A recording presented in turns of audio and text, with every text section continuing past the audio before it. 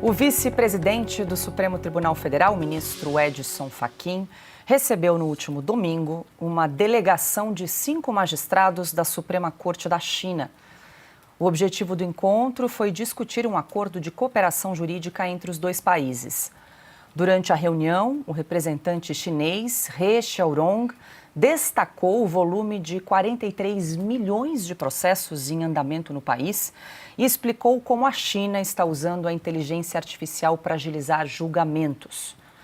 Em contrapartida, Fachin compartilhou a experiência do Supremo com ferramentas de inteligência artificial como o sistema Maria, mas ressaltou a importância da supervisão humana nas decisões judiciais. O ministro também reforçou o interesse do Brasil em estreitar laços com a China, lembrando que a parceria jurídica entre os dois países se intensificou desde 2015.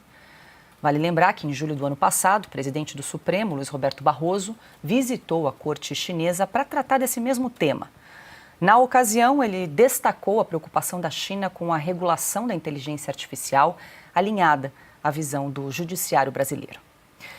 Adalberto Piotto, muito boa noite. Seja bem-vindo, começando mais um Oeste Sem Filtro, aqui trazendo esse encontro que ocorreu no final de semana com o vice-presidente do Supremo Tribunal Federal, Edson Fachin, e parte ali dos integrantes da Suprema Corte chinesa. E fica, claro, a pergunta, um pouco retórica, claro, mas o que o judiciário chinês, que não tem autonomia, que não tem independência, que opera aí como um braço do Partido Comunista da China, tem a ensinar à Suprema Corte brasileira? Piotto, boa noite. Boa noite, Paula. Boa noite, Caute. Seja bem-vindo. Silvio, querido, a todos que nos acompanham. Boa noite. Eu vou passar ao largo do, digamos, encontro em si. Essas coisas acontecem, da diplomacia, enfim, não é exatamente o problema. Então, eu vou direto a esse ponto que a Paula mencionou, que o ministro Fachin chamou de aumentar a parceria jurídica. O que seria a parceria jurídica de um país que se pretende, segundo nossa Constituição, um Estado democrático de direito, com uma nação cujo Estado democrático de direito não existe? Existe só um Estado de direito do Partido Comunista Chinês, o que não tem nada a ver com a democracia ocidental tal como a conhecemos e pela qual estamos, nesse momento, lamentavelmente, lutando no Brasil, porque não deveríamos mais ter que lutar. Isso já é uma conquista. Ou era uma conquista, agora estamos diante de desafios novos. Que tipo de informação se troca? De novo, é uma pergunta, porque eu, confesso, não consigo responder.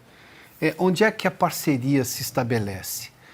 Porque se o Brasil, por exemplo, se junta a uma Suprema Corte de um país europeu, são valores ocidentais, por mais que você tenha ali diferentes culturas ou origens, países saxônicos, anglo-saxônicos, latinos, que são a nossa origem, por exemplo, a Corte Suprema da Itália, ou, por exemplo, a Corte Suprema da Inglaterra, ou seja, como é que é a justiça nesses países? Ou, obviamente, a principal de todas, a Suprema Corte Americana.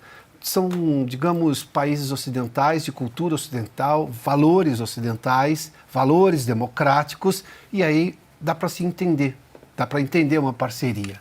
Não, com muita frequência, na verdade, advogados brasileiros vão fazer pós-graduação, mestrado nesses países, vão estudar o direito desses países, o que faz sentido. E, de alguma forma, enriquecem, obviamente, a aplicação do direito brasileiro com as regras brasileiras, mas é difícil compreender o que aconteceria com um chinês, porque quem manda é o Partido Comunista. O juiz não tem nenhuma autonomia, não existe poder judiciário independente na China. Aliás, não existe nada independente na China que não seja o dono do país, que é o Partido Comunista Chinês. Daí, Paula, que eu confesso a você, eu tenho mais dúvidas do que certezas, mas uma preocupação. Não consigo ver nenhuma lógica de parceria.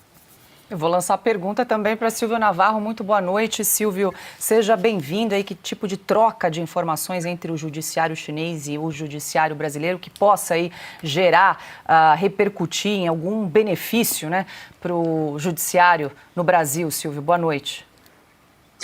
Boa noite, Paula, Piotto, Caute, Ana, meus amigos queridos. Boa noite para quem nos acompanha. O Piotto fez uma bela explanação e eu acrescentaria a seguinte pergunta. Será que integrantes da Suprema Corte Americana viriam ao Brasil numa excursão, numa expedição para trocar ideias com Luiz Roberto Barroso, Como será que foi a tradução de perder o mané, não a mola para os chineses? Ou será que eles não foram informados sobre isso?